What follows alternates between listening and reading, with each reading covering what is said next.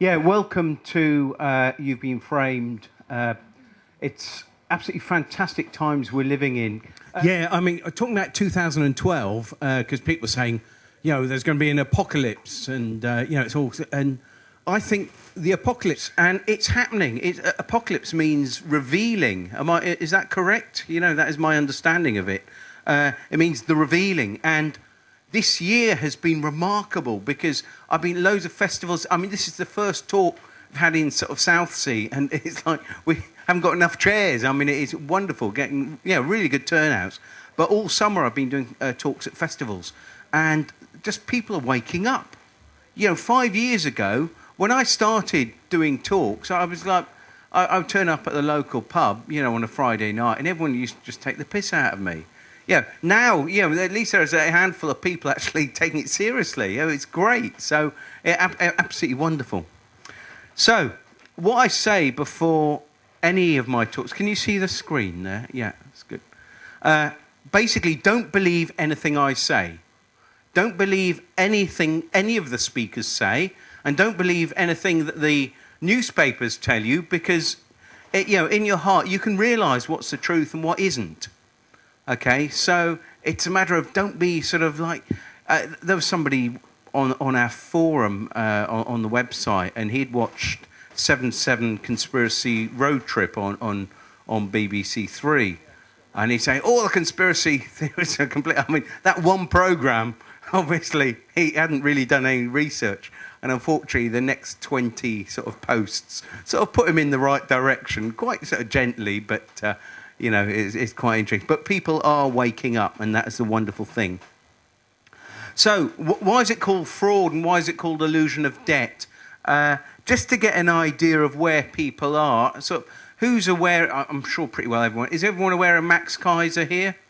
Yeah. So, I've got a lot of people. So, what I know very little about banking and markets and things like that. But the way I see myself is that if the emperor is naked, you don't need a PhD in fashion design to actually notice it. Okay, so it's the whole system of money is completely crazy, and I'm going to try and explain to you why. Okay, now it started off the reason, because I wasn't interested in money or banking or anything like that. It was just one of those things that happened. I was quite interested in the fact that I felt like Patrick, well, like everyone that's speaking and everyone here today, you realise that our government haven't got our best interests at heart, to put it politely, perhaps a little bit more than that. And I feel that the banking system underpins everything. In as far as, if you've got lots of money, you're thinking about, where do I invest it? I don't want to lose it, or I'm really worried about inflation. And the most worried people that come up to me after, I've done a talk, are people with like a lot of money in the bank, because because I tell them, well, the whole system's got to collapse. Mathematically, it's got to collapse. And those people with sort of like, 200,000 plus, they're going, when do you think it's going to, when do you think it's going to collapse? And what do you think I should do with, don't worry about it, let it go. It's like... Those of us without any money that, occasionally struggle to get petrol in the car, but, you don't have to worry about it at all. It's great, It's not always great. No, that's not true. But the whole thing is, if you've got lots of money, you worry about it. And if you haven't got any money, you're thinking, oh, God, I really fancy a sandwich. I'm starving. But, bloody prices of the sandwiches. And if people talk about inflation, I mean, it's like I've noticed, because when you're a bit short of money, you notice the prices in the supermarket. And they are, I'm sure everyone's noticing that a lot of the really basic, essential stuff like veg and whatever is going up in price. But anyway, I'm digressing. So, first off, the whole currency thing is, I think everyone realises, I mean, that is actually intrinsically not true, because the currency, I've put the currency as totally worthless paper. Only 3% of our money supply is interest-free and in paper and coins, and is issued by the Treasury. Everything else is issued by private banks as debt with interest. Now, the reason I got into this, because, as I say, banking wasn't something that I was particularly interested in, but the reason I got interested in it is because I basically had a business which was quite successful, went to sell it, didn't get paid, ended up in shitloads of, I think I can say the occasional rude words because there aren't any children about. But I ended up in quite a lot of debt. And so suddenly, I'd started waking up to a lot of things that were going on the planet. And even sort of my own, very difficult to put this into words, but my own relationship with the universe and who I was. And I'd started doing strange things like meditating and trying to explore who I was. And I realised the government was very, very controlling and didn't have our best interests at heart. But I started empowering myself. But then I'd get debt collectors phoning me up and going, oh, hello, it's John Witterick there. And I go, oh, my voice would go totally, it would start wavering because I was in fear. They were taking my power away from me because deep down, I had to sort of like follow the string and wind it back. And deep down, I was feeling guilt and shame about being in debt. But I'm thinking, well, hang on, the government's in debt. Most corporations in debt. Majority of people have credit cards or mortgages, so they're in debt. What's going on here? Why am I feeling sort of less than, or why am I feeling a little bit sort of like beaten up when debt collectors, apart from the fact that they're trying to get money off me that I don't have, and I was worried that they'd come round and start stealing everything I had, which wasn't a lot at the time. But then I started looking into fractional reserve banking, and once you actually look at that, then you sort of go, oh, once you get your head around this, and people think, oh, fractional reserve banking, it's really, really complicated. Right, I'm going to explain it. If there's anyone that's got mental capacity of at least a 10-year-old or perhaps an 8-year-old, then you'll understand it, because that's the sort of level that I work with, okay? I don't get into complicated stuff. It was interesting. I did a talk last week in Edinburgh, and Anthony Peake was one of the speakers there. And he's absolutely very, very clever guy. And afterwards, he tells me that he actually did a postgrad at London School of Economics. And he said, what I was saying was actually making more sense to him than the LSE was. So had I known at the time, I think, oh my God, I'm going to be talking about like economics, and I've got like Anthony Peake, who's bloody genius anyway, but he knows about money. But anyway, I've got to thank. We've got to say thank you to Sarah for the pink. That's why it's a pink. I lost my original marbles. I had to get some more. So hopefully we've got 10.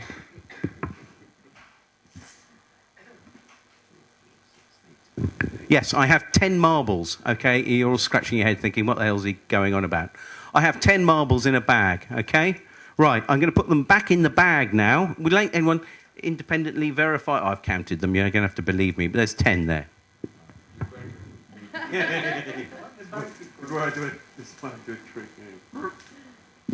Right, is there anyone here who can get 11 marbles out of this bag? Have we got any magicians or magi or anyone that's good at illusion? No? Actually, not illusion. We actually want 10 out. We don't want sort of like sleight of hand or any smoke and mirrors. I want 10 marbles out of this bag. Sorry, I want 11. See, I'm just like, see, intrinsically, I don't want to like add I don't want to add interest or usury to this. But that's it. You cannot get it's any child knows you can't get 11 marbles out of this bag. It is impossible. But every time you go to the bank for something they call a loan, which isn't a loan because they don't have the money to loan you, they create the money and then they charge interest. Now, that interest doesn't exist. It can never exist. And so where am I going to get that interest to pay off? Well, the money was created, was added on to the money supply. So where am I going to get the interest to pay that off? Where is the government going to get the interest to pay off the actual debts? You see, it's really, really simple. Every politician that talks about we've got to have cuts, we've got to balance the books. Well, I'm sorry, but either, there's one of two choices here. Either I'm stupid and there's something that I've completely gone over my head. And as I say, Anthony Peake couldn't work out what it was either, and he's been to the, he's done, he's been to the LSE. So, and he agrees with me, and Max Kaiser, who's a very, very, so a lot of very, very clever people agree with me. The money, these debts can never be paid off.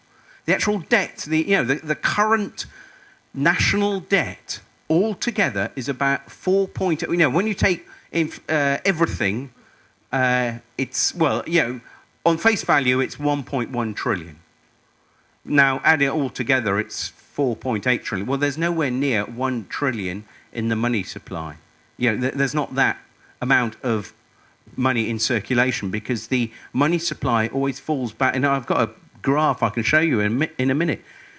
Basically, every politician that says we've got to pay off these debts is lying. We can't. It is impossible. And go along to your MP and say, well, why is it we need austerity measures? Because, we can't. And this is what I realised. When I was in debt and I was getting the debt collectors phoning me up, once I realised that the whole financial system was a big con, it's like musical chairs. If we all stood up, I'm not going to get everyone to stand up and dance, but if we all stood up and danced, and we took the spare chairs out first of all, and somebody removes a couple of the chairs, there's going to be 2 people that end up on the floor. Now, it doesn't take a genius. Most children can understand musical chairs, but you try and get an economist to understand that an exponential money supply is unworkable on a finite planet. If we had an infinite planet with infinite resources and infinite space and infinite time, then we could have quite happily, but we don't have that. We're not in that sort of construct. So it's completely mad. And Martin Wolf of the Financial Times, he actually says, the essence of the contemporary money system is the creation of money out of nothing by banks' often foolish lending. And that was, Martin Wolf of the Financial Times. So it's not just conspiracy nutters and people like myself that have got a limited grasp on sort of economics. It's obvious. It's obvious. So, they don't have a solution to the problem. Now, at the time, I didn't have a solution to my own. I started finding out about all these things and how crazy the financial system is, but I didn't actually have a way of dealing with it until I realised. Can anyone read Nexus magazine? I haven't watched it for years since the internet took over. I find the articles just too long, and for my brain. But brilliant resource. Now, I read years ago something about the Federal Reserve, and all I remembered from that was the Federal Reserve has no reserves and it's not federal. And when you look at the bank, it's crazy, isn't it? Call it the Federal Reserve, and it's not federal, it's private, and it hasn't got any reserves because they've been stolen. That's a crazy thing. So I realised the whole system was a bit of a scam, and they've stolen everything that used to be of value, that the currency used to be based on, and stole that from us. So, but I didn't have a way of dealing with the debt collectors or the banks that were saying, look, you owe us all this money. And I'm thinking, well, I haven't got that money. And people have to default. 2 things have to happen because of fractional reserve banking. Is one, people have to default. And secondly, unless the game's going to finish very, very soon, you have to increase the money supply the whole time. Because it's like adding more marbles. Oh, we're running out of marbles. Right, we need to get a truck full of marbles, tip it up. And everyone's grasping, trying to grab their little marbles, because they have to inflate the money supply, because otherwise the game would have been over. Everyone would have been bankrupt ages ago. It's crazy. But anyway, I came across a lady. Who's come across this lady before? Mary Elizabeth Croft. So few of you haven't. Right. Wonderful, wonderful book, because her book was called How I Clobbered Every Cash Confiscatory Bureau Known to Man, and in brackets it was a spiritual economics guide. And you can find it if you look at my website, which is Get Out of Debt Free. It's not my website. If you look at the website which I started, which is now like community, it's a lot of people getting together and sharing a lot of information. If you look on the front page, it says this website wouldn't be possible without the information from Mary Elizabeth Croft. And the reason that I set up the website and she didn't is because she had a website, and spoke about the book and even a link to the book. And it's a fantastic, it's a heavy going. It's about 100 pages, but once you've read that, it's almost changes your reality around in your head. So, but it also, she actually told us how we can deal with the banks. Because what we can actually say to the banks, we can say, well, did you lend us any money in the first place? Anything of value? Or did you create that money that you gave me on the credit card or you put in my bank account? Did you just sort of go on a computer and go, no one's looking, oh, we got the signature, how much? Right, okay, we give them a 10k limit, email it into your bank account, bang. They've created that money on a computer.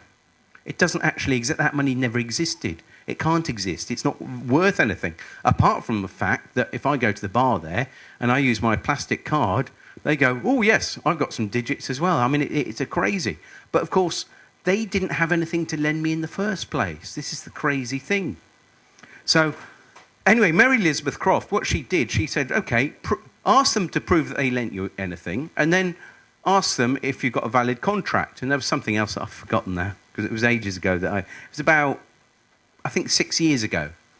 So anyway, I read her book and thought, fantastic, there's letters. She's actually come up with the idea of writing letters. So I can actually solve my, my debt problem, because what I can do is I can write to all the debt collectors and banks that are chasing me and say, look, I would very, very much like to pay you back.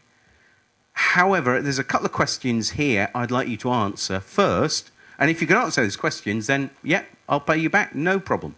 Well, of course, they can't answer those questions.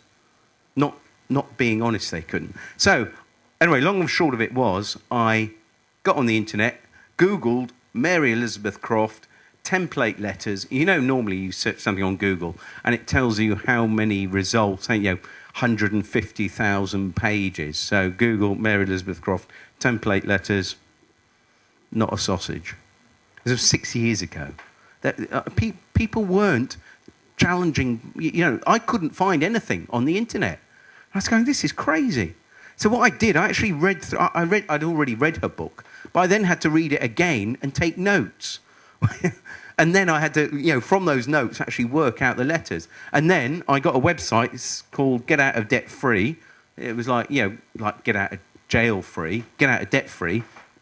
And the idea being, I put the letters up, and what happened then, I mean, it was crazy. People just started coming onto the site. I mean, I think, actually, Headley, you were probably one of the first few people that was actually on the site, because I'd only just got it up beforehand. The first person that paid to join.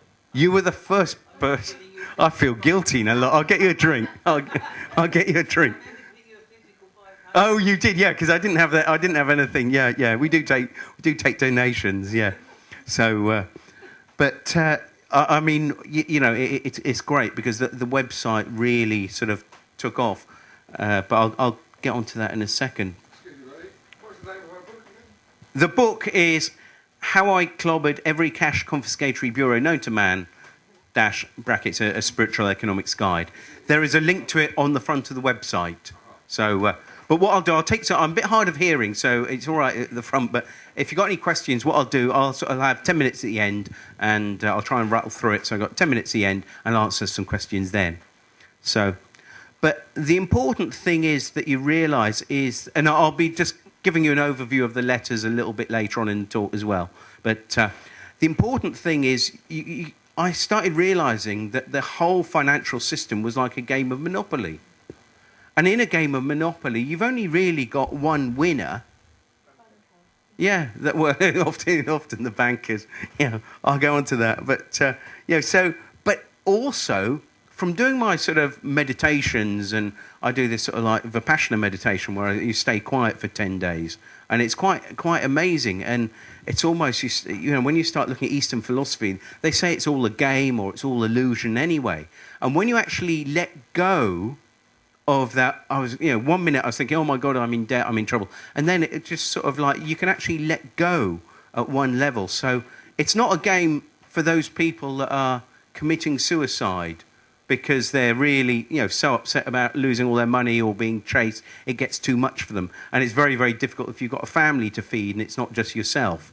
So it's, I say it's just a game, but it works at different levels. But when you can let go of the attachment to the game, and that goes for if you've got lots of money or if you've got no money.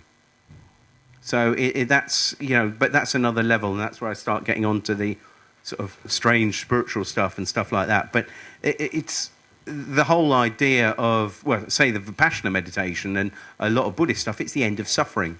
And by letting go, it's the attachments, as they tell people with Dyson vacuum cleaners. Yeah. Sorry, that was terrible. I'm glad you liked that, Headley. Sorry, I sneaked that one in. It's attachments, isn't it? But you've got to realise that the object of the global financial system is to bankrupt everyone. That's why they do. The idea of fractional reserve banking didn't happen by accident. They knew what they were doing. When they start quantitative easing, they know that every time they inflate the money supply, all those people, it tends to be older people that have been saving all their lives so that they get a decent standard of living, the last few years of their life. It's them that their money is being stolen from them. And it's very sad, because if you double the money, very simply, take everything else out, double the money supply. This is my sort of, someone from the LSE will argue. They'll say, yes, but keeping everything else equal, if you double the money supplies, you're going to half the value of the currency. And we've seen that happen. We've seen that happen over the years. It's crazy. And people say, but as the economy's grown, they get muddled up between the economy growing, which is the amount of business going on, and they think that the money supply has to grow as well. Well, it doesn't. As soon as you grow the money supply, there's little point trading, because, of course, the value of the currency goes down. But anyway, what I did... this was a slide after I'd got the website up. This was 2009. Debt collectors hit out at advice websites. And I can remember that day quite clearly, because my Webby, he sort of gets on the phone. He said, John... I goes, what? And his name's John as well. So, what's up, John? He said, have you seen the newspaper? I said, no. He said, we're in The Guardian. I said, fantastic. He said, no, they're trying to close us down. I said, no. But that was 2009, and it was the trade body for debt collectors holds a workshop for its members to look at ways of combating organisations such as the Consumer Action Group. There's Legal Beagles, and, it's just gone off the top, but it was Get Out of Debt Free. Now, what they didn't realise was that there was a Guardian reporter at their little talk they had, and what they didn't realise is that Guardian reporter was going to actually put it on the website with hyperlinks. Because at the time, if you put in Get Out of Debt, I was on page 5 of Google. After this, page 1 of Google. Fantastic. And that's when people started flooding. What was it, in 2009, so 3 years ago. People started really, and then not only that, but within a few months of this coming out, we actually overtook the government website for a lot of the search terms.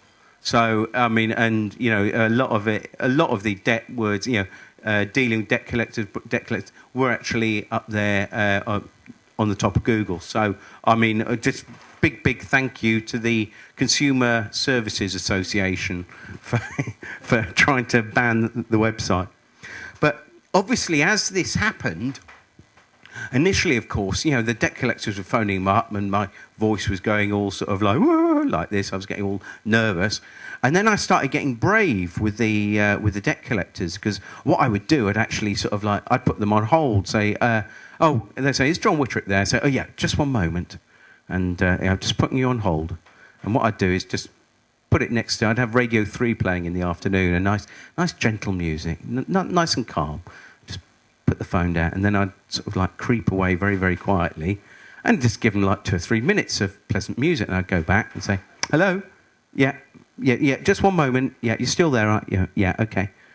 And I wouldn't actually tell them what I was doing, but you could actually keep them on. And the idea was that the longer I can actually keep them on the phone, then they're not actually phoning on anyone else. So I'm doing other people a favour as well, you see. This is my, perhaps the logic was distorted. But see, I found out that debt collectors buy the debt from the bank for about 10p in the pound. Well, I thought, well, so all that money you pay back the debt collector, none of that goes back to the bank, apart from 10p, but that's already gone. And of course, if they don't get any money out of you, they put it back into a pot, and then someone else pulls it out for sort of like 6p. And then they put it, and they don't get it, you know. So they're looking for people to go, oh, I'm really sorry, I'll pay you back, you know. And don't fall for the £1 a week trick. Sorry, £1, because what they say, well, what can you afford? And most people say, well, £1 a month. I don't know why, but people always like agree. Because they'll say, what can you afford? I don't know, £1. Because most people, regardless if you're a bit broke, you can afford £1. Don't pay them £1 a month because A, it costs more for them to collect it from you, so why would they possibly do it? They'll do it because up until that point, they didn't have a contract with you. As soon as you agree to pay them £1 a week, bingo, verbal contract. They say that they are recording the calls for training purposes and quality and training. Yeah, as if debt collectors, like, you know, add to our quality of life or anything like that. But quality purposes, yeah, it's crazy. So, you know, it's what I say is, oh, by the way, I'm also recording this for entertainment and my own personal satisfaction as well. So, yeah, you can have some fun with it. And then, I mean, and say that's the whole thing is when you empower yourself. Once you realise it's a big scam, and you start empowering yourself, then sorry, our voice is going very dry. Sorry. Yeah, thank you. That's my excuse. When you start empowering yourself, then you can have fun with it as well, because once you realise the whole thing's a scam, and these debt collectors. Basically, the bank made the money out of nothing in the first place. It got you to sign an application form, which it starts off as an application form, but they turn it into a promissory note, which they can then sell to the central bank. In America, the Federal Reserve. In this country, sell it to the Bank of England. They can actually securitise they can use that as an asset. So they get their money back, but they want you to pay it back with interest as well. And then if they don't get the money, they don't even bother chasing it themselves. They sell it to the bottom feeders, and these bottom feeders, come around basically chasing the poorest people in society, and then they come along and buy the debts. I mean, it's crazy. So that's these lovely people, but do treat them with respect and love, and sarcasm's okay. But when they'd phone me, I ended up going. And always sound like you're really pleased to hear from them. Because they depend on fear. Okay, now you take away the fear, you say, oh, hello, is that Lowell's? How can I help you today? Lovely to hear from you. Isn't it a lovely day? What's the weather like with you at the moment? So, is that John Witterick? Well, you're phoning. Surely, you know you've got a name next to the telephone number. You must know whose number you're phoning. But I don't know who you are. So what I'm going to do is ask you some very simple security questions before we go ahead. Okay. But just 1 minute. I'm just going to put you on hold a minute while I go and get them, because I think they're upstairs, and I think they could be under the bed. So just 1 moment. Radio 3, click. Put them on hold. Just walk away. Of course, the questions are right next to the phone, but give them like 60 minutes. Who's taking control of the telephone call? Yes. And so you say, oh, hello, are you still there? Yeah, okay, just ask you some simple security questions, like, can I have your full name, please? And they don't like giving their second name. But they've got all your details, haven't they? You say, right, can I have your line manager, please? Name of your line manager and his direct telephone number. And you can try for their mobile number as well, that's one. So I don't want a complete stranger phoning me up that I don't even know. Funny that, really. So, have a bit of fun with it. And I asked them, what is the capital of Peru? Does anyone know? Oh, yeah, you'd make good debt collectors. So, and of course, their mother's maiden name as well. And when they when they answer all those successfully, or, 4 out of 5 is good enough for me. If they get one wrong, that's okay. Then what I say is, right, so how can I help you today? He said, well, it's about your debt. I said, oh, financial matter, is it? Right, I'm sorry. I don't deal with anything like that over the phone. But if you'd like to write to me, that'd be perfect. But is there anything else I can help you with today? It's like, now, can you see okay, I'm making a bit of fun and light of it, but it's actually really good fun, and it's empowering. And when you empower people, once you realise it's all a big scam, you might as well have a bit of fun with it. Now, the other thing, which is quite serious, is if they're not intimidating you, what is the point of them phoning it? Because I had this one company, I'd do the same thing, and actually wrote down all the information. So the next time somebody phoned out, I said, oh, right, your line manager, that would be Mr. Right. And they go, how does he know? And of course, I'm all jolly and having fun. And so they're not intimidating me. What is the point? I think I'm about halfway through, so I'm having to sort of like think about time, because I can talk for ages, but I'm going to go a bit easy.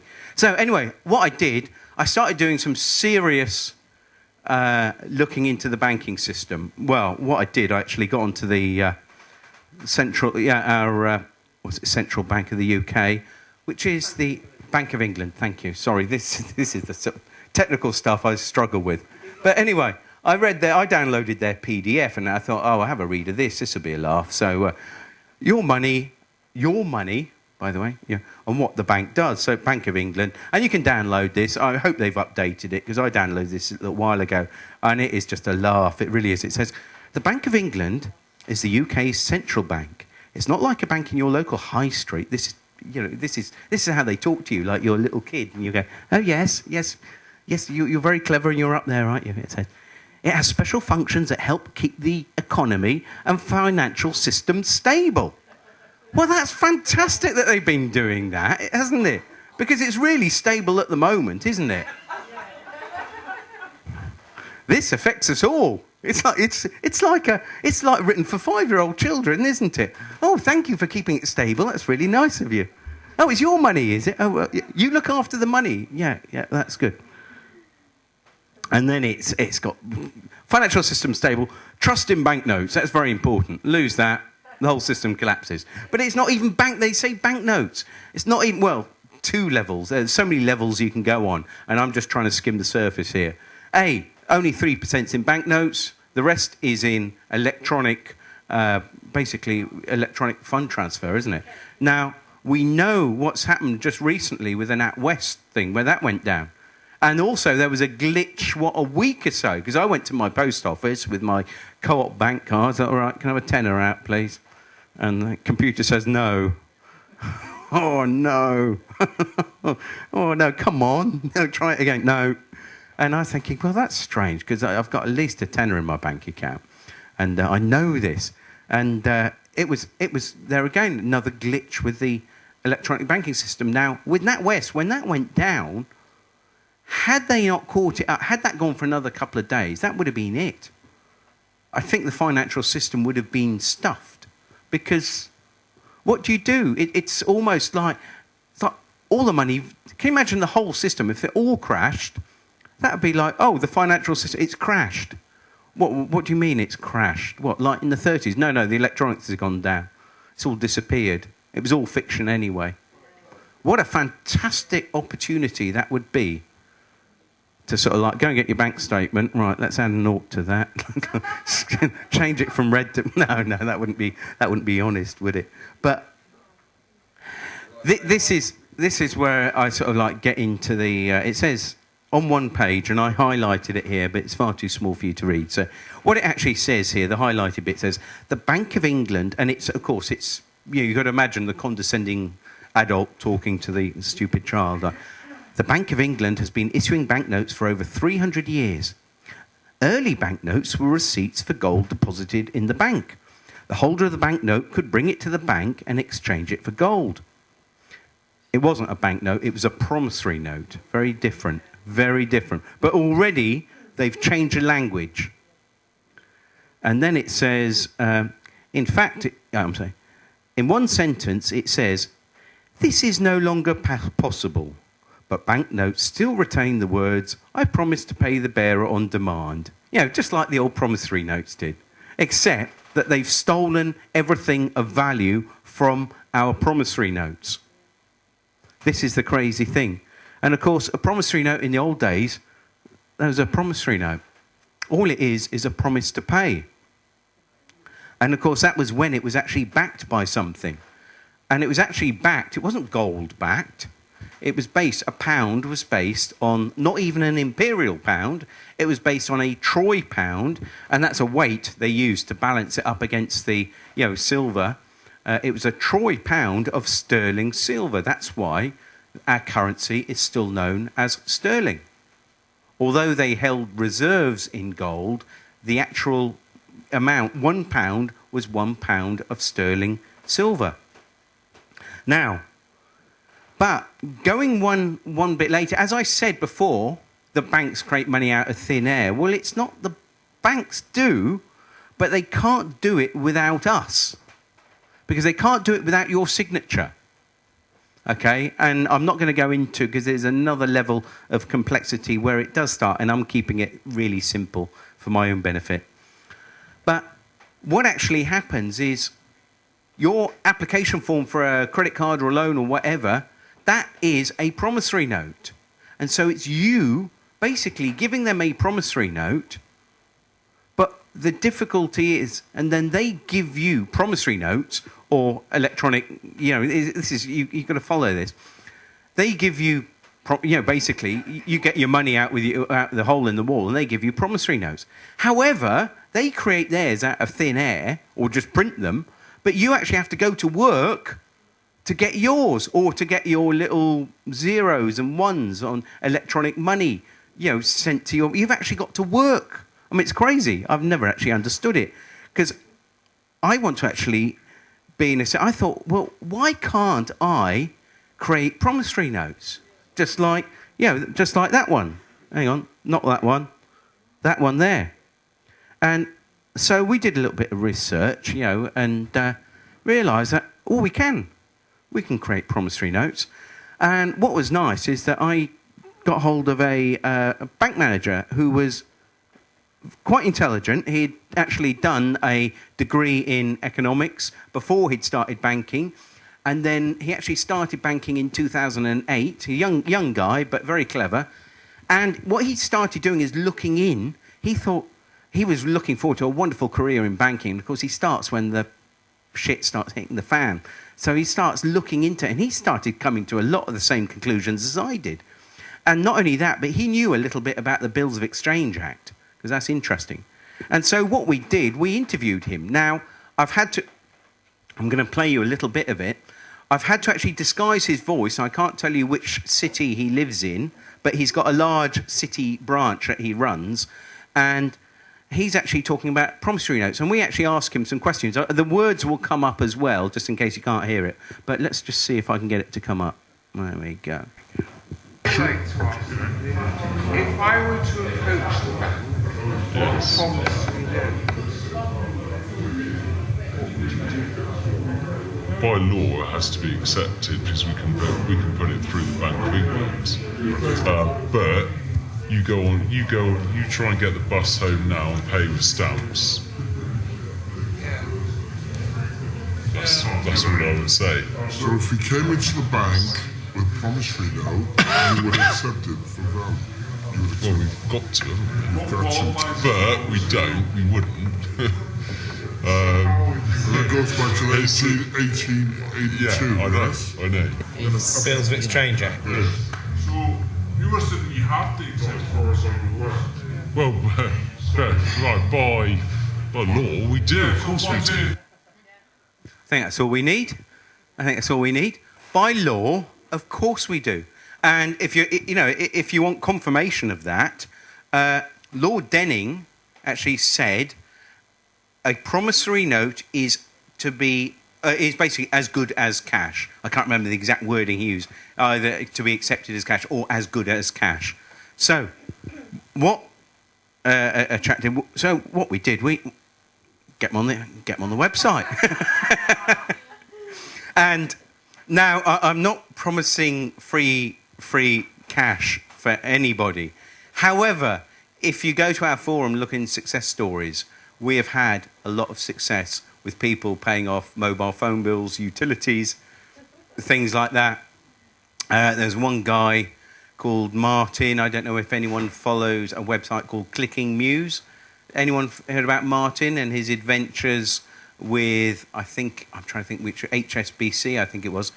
What he did, he went in, he paid off his overdraft in cash and got there on Monday morning and, no, he sort of looked on, paid it in previous week. Monday, it's not showing up. Phones up the bank manager, says, look, I paid my overdraft off in cash and it hasn't shown up on my account. And she said, right, well, you better come down here straight away. So he goes in, and of course he's recording the whole thing. And he says, so she said, oh my goodness. And they're panicking because they've lost £3,500.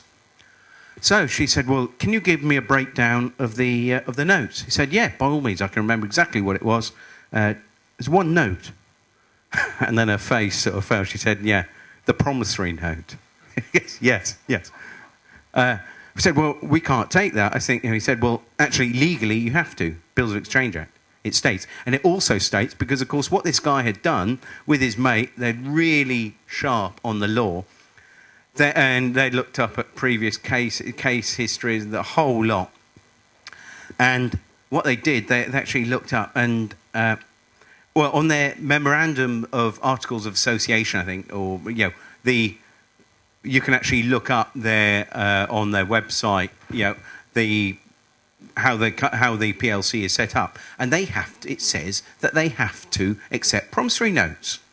So and so they're very clever because they said to the lady, the bank manager, they said, well, whatever happens, can we just sort it out according to the law? Which was very clever, because, of course, the law says that they've got to accept them. Now, the whole thing was, this goes back to the day when they were worth something and your honour, basically it was the honourable thing to do. I wouldn't pay anyone here if you came and did a wonderful job and built a house for me, I wouldn't pay you with a promissory note because you're not going to be able to cash it anywhere. Because the Bank of England won't accept them from you. They will accept them from... an individual. Now, this guy, he never got his original promissory note back because he got a photocopy of it back. Why? Because the original one, they'd have sold. And this is what they do. And he even started trying to get the police on them for securities fraud. Seriously, I mean, this is how crazy it is. But, it's... But anyway, people are having success. You can download these. And even the website puts your name in as well, which is nice. It doesn't put the amount in. You have to put the amount in. I tell you, I've got the best job in the world. It's great. I love it. Remember, their plan is to take you for every penny you've got. Your plan is to stop them. And what I'm going to do, I think I've got 15 minutes or so. I'm going to sort of rattle through and just sort of explain a little bit about the website.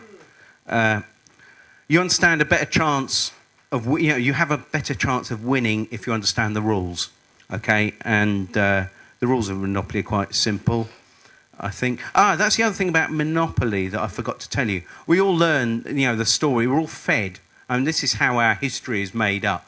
But even the game of Monopoly... They've even lied to us about how that has been set up, how the game started. Go to a site or Google anti-monopoly. And it was set up for economic students. It wasn't set up for kids to see how much money they could get. It was set up for economic students to realise that a capitalist society can't work. And it was a little bit more complicated, and then people started playing it all over the place, and then kids got hold of it, and then, the rest is history. But it's crazy. But we have to remember it is only a game, okay? So let's not take it too seriously. And like any game, it all has to go back in the box. But see, has anyone actually thought, because of course I don't do much research, but I do think a lot. Do you realise that who here hasn't played Monopoly? That's probably the best. Is there anyone that's... Shame on you, Patrick. It's great. You get big bundles of money. Unless, of course, you buy one of the new Monopoly sets, where kids now can get a Monopoly set, electronic Monopoly, where they actually get credit cards. So you get kids addicted to plastic at a really young age. Wicked. Yeah. Beep. Yeah, there we go. Beep. Yeah. Great. But it all goes back, it all has to go back in the box. And, the current financial system is actually having to go back in the box at the moment because it's out of control. It's all, so what we're going to have to do, we're going to sort it all out and just put it all back in and start again. But of course, when you win Monopoly, you end up with all the money. But the game has to stop then, because you've got all the hotels, you've got all the streets, you've got the land, you've got the utilities, and this is the situation we're in at the moment with the corporations. You own everything, but like a good host, and we're talking like host as in, a good parasite doesn't kill its host, does it? Because if it drains all the blood out of its host, it's not going to have anything to eat. And so the person that wins at Monopoly actually bankrupts themselves. Can you see? That's what I think, anyway, because you've got all the money, but you can no longer rent your hotels out or anything else. And, of course, they're all bankrupts. You can't even trade with them. So, I mean, it's crazy. It is crazy. And, of course, the wonderful thing is, in the game of Monopoly, the bank never goes broke. And this is a quote. That's a quote from the rules of Monopoly, and you can look this up for yourself. If the bank runs out of money, the banker may issue as much as is needed by writing on any ordinary paper. Thinking, where have we heard that before? It's like, and there's a lovely little cartoon. What do you mean you need a bailout? It's crazy. And, of course, it wouldn't be so funny apart from the fact that we've just now, in Europe, the European Bank and the Federal Reserve have now started QE3, or as some people on the internet are calling it, QEI, which is QE to infinity. The first two rounds of quantitative easing we had were limited. They said, right, we're going to inject a certain amount into the economy. Now, no, unlimited. So now they can inject money every month into the money supply. And you wonder why you look at the Bank of England balance sheet since 1830. So I'm not going to go into the detail of it because it's a graph and I don't get complicated. But can you see what's happening with the graph? That's 1956. I'm not sure whether that was the beginning of the Suez Crisis or, there's a little jump there. And then by 1970s, we had a lot of inflation, didn't we? You remember the inflation we had? Well, that's because they were increasing the money supply. And then by 84, it's sort of going up. And then, of course, we get this sort of up and down. I think, was it Maggie Thatcher actually tried to balance the books a little bit and made a little bit of headway, actually. But then, she got rid of half the infrastructure of the country, but won't mention that. But then, of course, and this is that's 2012. This is 2008. So this is how the money supply has grown since 2008. So it all goes back. There's not enough marbles, so I had to add some more. I mean, how crazy is this? How crazy. And it's like debt ceiling. We have a problem with the debt ceiling. And, of course, as the money supply... this is the purchasing power of the British pound since 1694. And it starts off at 100%. And it's actually, I think it's probably nearer 1% there, but I'm not going to go into any detail. Obviously, the more you inflate a monetary supply, the less it's actually worth. I mean, it's keeping it really, really simple. Yeah. And, of course... There we go. That's only up until 2008, because remember that's going to go way up. But that's basically the broad money supply and the debt. Sorry, other way round. The debt and the money supply. Notice how the debt always outstrips the money supply. It has to, because it's always ahead of it. It's always like you can never catch it up, because that's how they create money. It's crazy. And then you look at the government urged to reveal true national debt of 4.8 trillion. Well, 1 trillion grains of sand weigh 72 tons. Trillions a lot. Trillions, trillions. If you had a trillion £10 notes and they'd actually reached the moon and back, it's crazy. Or I think it could even be further than that, but it's mad. It's mad. And then the economist Kenneth Boulding actually said, anyone who believes exponential growth can go on forever in a finite world is either a madman or an economist. I mean, is it me that's just got it completely wrong? Because I do get occasionally people arguing with me that have done a degree in economics and say, yes, but. And when they say, oh, yes, but, there's going to be a problem. Well, quite. I mean, it is. Some people just think that, well, how come some bloke that the only thing I'm qualified in is holistic therapy and I know a couple of and engineering. Now, what do you know about money? But it's really not that complicated. It's like Patrick.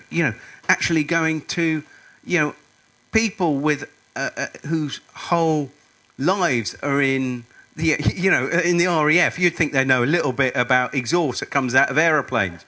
No, they can't see it because they're fast asleep.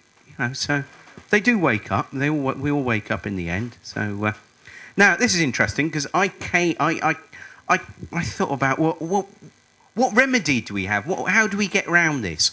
Because it's all a bit of a cock up at the moment, isn't it? Yeah, it should be Iceland. Well, coming on to Iceland, but. This was long before Iceland. Okay, this was 1870. I come from Guernsey, so I'd heard about this. And it was only recently I actually got this on eBay and found out a little bit about it. And this was the second book. And notice that's a lot of publishing there, isn't there? But this has been hidden from us. And this was the original one that came out in the 50s. And this one came out in the early 60s. And this is called the Guernsey. It's now known as the Guernsey Experiment. And what it was, basically, Guernsey was in a situation where it was pretty well bankrupt after the Napoleonic War. Guess what? They'd had to build huge fortifications to keep Napoleon out. And, of course, guess where they had to borrow the money from? Go on, just anyone. Guess where they had to borrow the money from. The banks, that's right. So they owed huge money to the banks. And, of course, in Guernsey, you don't get full-time politicians. You get members of the states. And what they do, they get voted, like councillors. But anyway, they were all businessmen. And they were sort of like scratching their heads saying, we're stuffed. The island needs serious infrastructure. We need a new harbour. We need a market. And we need our sea defences. But like sea defences, not to keep Napoleon out, to keep the sea out. Because parts of the island were actually getting flooded. And people's livelihoods and farming land was being flooded on a high tide, which was ruining the crops. So they had serious problems. And they owed all this money, due to a war, they owed all this money to the banks. Interesting how history repeats itself, isn't it? So what they did, they thought, well, hang on, we're a government, aren't we? And they go, well, yeah, we're states of Guernsey, that's a government, and we're independent. And at the time, they had independent currency from the UK. So I said, well, we can create our own debt-free money supply. And somebody said, well, if we do that, then we're going to steal that. As we inflate the money, we're going to actually steal everyone that's got savings. That's going to be stolen from them. They said, oh, no, what we'll do, sheer genius. What they did, they created promissory notes backed by the states of Guernsey. The states is like the parishes, if you like, of Guernsey. And what we'll do, we'll give them a 3-year lifespan. So what we'll effectively do is we'll start a project that's going to take 3 years. We'll pay everyone in these promissory notes. But then, at the end, once the project's made, we take the money back. No debt. So what's brilliant is all this infrastructure got built because they were able to take the stone at the quarries and they were able to put the stone and build all these wonderful things without any borrowing. So, doesn't it sort of question, why didn't they do that when they built the fortifications? And why don't all governments do that? Because that would be very simple, wouldn't it? Because you wouldn't end up, you would be able to get the work done. Because what it is, money has been a form of accounting. It came out as a form of accounting. Okay, it was worth something. It wasn't a commodity in its own right. But it's become a commodity. But by becoming a commodity, it means it's difficult for us. There's people that are employed that want jobs. There are things that need building and doing that can't be done because there's not enough money to go around. How crazy is that? And this is because of the banking system that we have. And of course, as somebody mentioned, Iceland's economy is now expected to grow by 2.4% in 2012. Well, that's interesting. And I'm not going to go over exactly what happened in Iceland, apart from the fact that they had 4 nationalised banks, which the bankers decided, we'll make more money here if we privatise them and deregulate them. And then they made all this money. It was like a big pyramid scheme where lots of people, including my council, put council taxpayers' money into this. And of course, like any Ponzi scheme, it crashed, because they were just more highly geared than the rest of the economy. However, what happened is the people, it's quite a small country, the people said, we didn't cause this and we're not going to pay for it. What they also did, anyone with a mortgage with negative equity, they remortgaged their homes back down to the market value. So nobody was left. They didn't pay their mortgages off for them, but they made them so that they weren't losing their houses. Nobody lost their house in Iceland. Hardly anyone lost their house in Iceland. And then, of course, what they did, they actually put in a new constitution, and I'm sure everyone aware of what's going on in Iceland. Yeah, so... Yeah. So, real people power. So there's hope for us. I mean, wonderful. And it was basically people, and even the police sort of got on board, because there was some quite nasty rioting, but there are a load of guys that came in, and what they did, they put on yellow sort of these things that people put on when they gives them automatic authority, doesn't it? But they actually got a lot of peace protesters got in the middle between the police and the angry protesters and said, no, let's stop fighting. And it almost got the police on board and everyone moved forwards together. So there are wonderful sort of ways out. Now, I was going to go over the website, but I think really, if you want to have a look at the website, you can go home in perhaps tomorrow, get online and go and have a look at it. I was going to give you an overview, but of course I always talk longer, and we are going to be a little bit pushed to get everyone in. So I'm going to try and I'm just going to jump through a few slides. So if you really want to read them really quickly, I'll just read one of them, my favourite one. The secret to winning the game for everyone is to assume a deficiency of love in your opponent and then apply some. So if you're going to have a go at debt collectors, realise that they are human beings. They could be your brother-in-law or sister-in-law or something like that. You don't know who they are. You don't know what made them. So don't be rude to them. Treat them. And once you've lost that fear, then you can have a laugh with them. And I've got a mate of mine. Yeah, I've got a mate of mine. What he does, he actually says, well, do you really, how much do you pay for that debt? And he starts questioning. General rules. I'll just tie up with the general rules when dealing with banks and debt collectors. Always be truthful. Always respond politely, always act honourably, always act lawfully, and don't be greedy. What you could do, you could go out knowing what I know and what Mary Elizabeth Craft and what's on the website. You could go out and get as many credit cards as you want, and you could then go out and get a really flash car, and what you're then doing is being greedy and taking resources from other people. But if you've got kids to feed, go out and get a credit card, and certainly. Well, why shouldn't you? Why shouldn't you? No, because I haven't got time. Yeah, I haven't got time to go. Yeah, no, but get on the website. It's all on the website. So where the resources are there. So I'd prefer to just sort of... What I want to do is tie up, do a few... Because I've worked out that if we all take too long, then poor old Brian's going to be still talking at midnight tonight. So I'm going to try and keep mine a little bit short. Oh, one thing I say, respect authority, OK? It's very, very important that everyone respects authority. Now, everyone's like, I've got everyone's attention now, haven't I? OK? There is only one authority in your life, OK? And it's a little voice inside your heart. And sometimes you have to go very, very quiet before you actually hear it. But once you actually start hearing it, you realise it really does shout. So, you know, that is the one thing.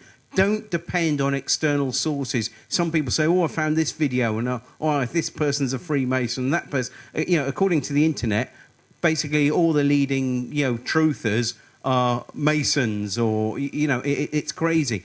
You've got to actually ask yourself, does this fit in? Does this make more sense or less sense? So listen to your heart, please. And I've said before, money was never intended to be a commodity, but a means of accounting. And we produce more than enough food to eradicate world hunger. Too bad there isn't enough money to pay for it all. And fractional, I think we can honestly say that fractional reserve banking has simply failed us. Would everyone agree with that? Well, it hasn't failed the bankers. It's done exactly what it's done exactly what it was meant to do, which is basically rob us, and steal our wealth. And as just to repeat, economist Kenneth Boulding again, anyone who believes exponential growth can go on forever in a finite world is either a madman or economist.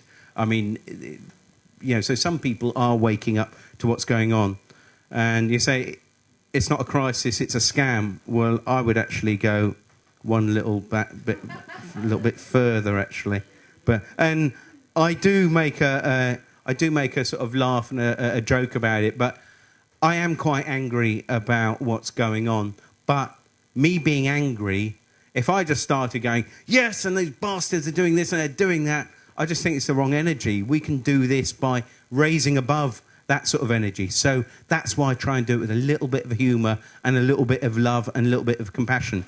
And President Thomas Jefferson did actually warn us. He said the American people, anyone in the Western world, if the American people ever allow private banks to control the issue of money, first by inflation and then by deflation, the banks and the corporations that grow up around them will deprive the people of all property until their children will wake up homeless on the continent their forefathers conquered. So, I mean, it did, we had warnings through history, didn't we? And it is a mathematical certainty that the economy will collapse. So get ready for it. I've got lots of, people say, well, what have you put your money into? And if anyone wants any tips, lentils. Yeah, brilliant. You can sprout them, you can make, I do lots of things with lentils. You've tasted my lentils, I believe. You don't look that impressed. Oh dear. But at the end of the day, it's all got to go back in the box. And this is the thing, you can't have this monopoly, can't go on and on forever. This is the crazy thing. And, chickens. What have I got chickens up here? Well, it's quite interesting. So we'll just talk a little bit about chickens now. When you try and convert barn chickens like these to free range, all you have to do is open the door. But they don't like going out because they've got used to walking around in their own crap, haven't they? And they quite like fluorescent lights. And it's scary out there. But what it does, it takes one or two people, it takes one chicken first, really, to get free range. It needs to, take that step out of the open door and step away from it. And then, I'm not going to do chicken impressions for you today because I've only had half a Peroni. But it's like once one has gone out, then another follows, and this is what's happening. I feel that this year is a very special year, and people are waking up. And I'm seeing this all the time. And what we've got ahead of us is actually wonderful. But, okay, we've got a few little obstacles to get over, but I am absolutely confident that we overcome these naughty people on the planet that have been stealing our wealth poisoning us and causing wars and starvation. We win. We've got the truth on our side. It is very, very powerful. We're about to go through some monumental changes, and there will be challenges. The powers that be, that's TPTB, the powers that be may be powerful with their media, money, and armed thugs. We are We are infinitely more powerful, and it's now is the time for us to step into that power. And we're getting really close. I mean, the Mayans and, there's been an awful lot of indigenous people on the planet that understood that this is a very important time in history. And we're seeing it playing out perfectly. This is why we're all here. Saturday afternoon, we could be doing anything, and we've all decided to come together to actually share our, what we feel. And what the caterpillar calls the end of the world, the master calls a butterfly. As our butterfly. And that's there we go. New global currency is love. Yeah, so we've just got to install it now. So, and I'm just going to finish off very quickly with, sorry, I do this, but I'm going to finish off very quickly with a little poem. You've been telling the people that this is the 11th hour. Now you must go back and tell the people this is the hour. To my fellow swimmers, there is a river flowing very fast. It is so swift there are those who will be afraid. They will try to hold on to the shore. They will feel that they are being torn apart and will suffer greatly. Know that the river has a destination. The elders say we must let go of the shore, push off into the middle of the river. And I say, see who is there with you and celebrate. At this time in history, we are to take nothing personally, least of all ourselves. For the moment we do, our spiritual growth comes to a halt. The time of the lone wolf is over. Gather yourselves together as we are today. Banish the word struggle from your attitude and vocabulary. All that we do now must be done in a sacred manner and in celebration, for we are the ones we've been waiting for. Thank you very much.